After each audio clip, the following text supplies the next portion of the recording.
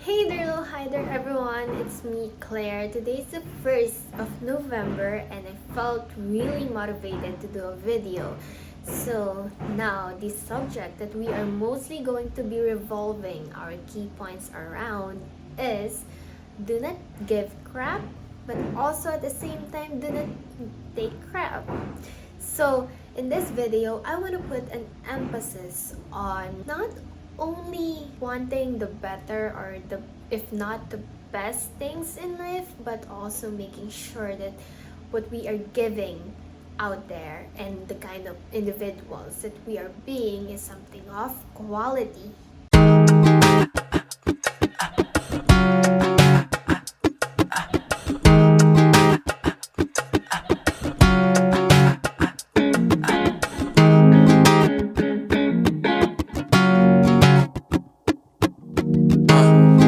This is all we have, baby. Would you let it go? And if time's in my hands, well, tell me what I got to borrow. In the city all alone, and no, don't wait for me to come home, baby. Well, money and the fame just for the name, but that just ain't me. Rock an oversized t-shirt, stitches coming out the seams. Got on some oversized. Because if we want to have something of quality, of course it's important that we first be of quality as ourselves, as our individual selves. First key point is it is fine to uphold standards. Your standards are there to protect you. Your standards are there to prevent you from experiencing things that you might believe that you do not deserve. Of course, there are going to be people who won't understand your standards. There are going to be people who might think of what you believe in or what you are trying to uphold as something exceptionally high and unrealistic. And of course, there is a nuance between the two, between setting a really unrealistic expectations versus like just kind of standards that will help you to actually experience things, good things and better things in life. It is really important that you be able to determine what your standards are, what kind of people you want to hang out with, the kind of work, the quality of the work that you want to put out there, the kind of daily routine that you want to follow through like every single day, because our daily decisions, it is what basically makes up our life. We are here where we are right now. We are surrounded with the kind of people that we are surrounded with right now, and we are producing outputs that we are producing because of our decisions, because of our choices. If we choose to put something of quality, then that's good. That's on us. But if we also choose to put something out there that maybe pwede na tayo, then that's also our choice. If we are being treated in such a way that we believe we don't deserve, then that's also our choice. But with that, we are choosing to stay at or with something that's not giving us the satisfaction or the utility that we desire. Again, of course, there are going to be those people who won't understand your standards. They might think of it as something very unrealistic. No. Of course, as humans, I'm sure that most of us have already experienced setting such a standard such a standard that are actually way too high. And there is nothing wrong with that. It's fine to have a standard. But at the same time, if you know to yourself that having this set of standards will protect you from such bad experiences or treatment from other people, then there is nothing wrong with that. But also, by having your standards, there are going to be people who won't understand it.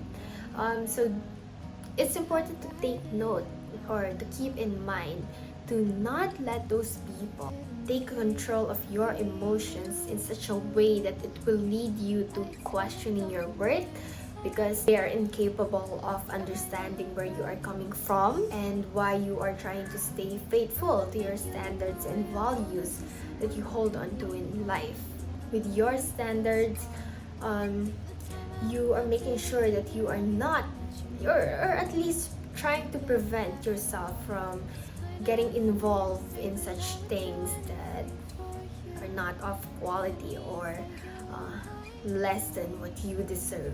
Second is to refuse to subject yourself to destructive patterns. In life, there are a lot of things that we've gotten used to, right? And when something is so familiar to us, the tendency is that we will have sort of a hard time trying to let go of something, trying to change something, trying to reassess, reevaluate maybe our goals or systems, or just something that we've been holding on to for a long time already. And when it comes to patterns in life, it is basically we've gotten so used to it, and our current life circumstances are, it is the result of the daily decisions that we make in life. It is the patterns that have built up over time because of our deliberate choices.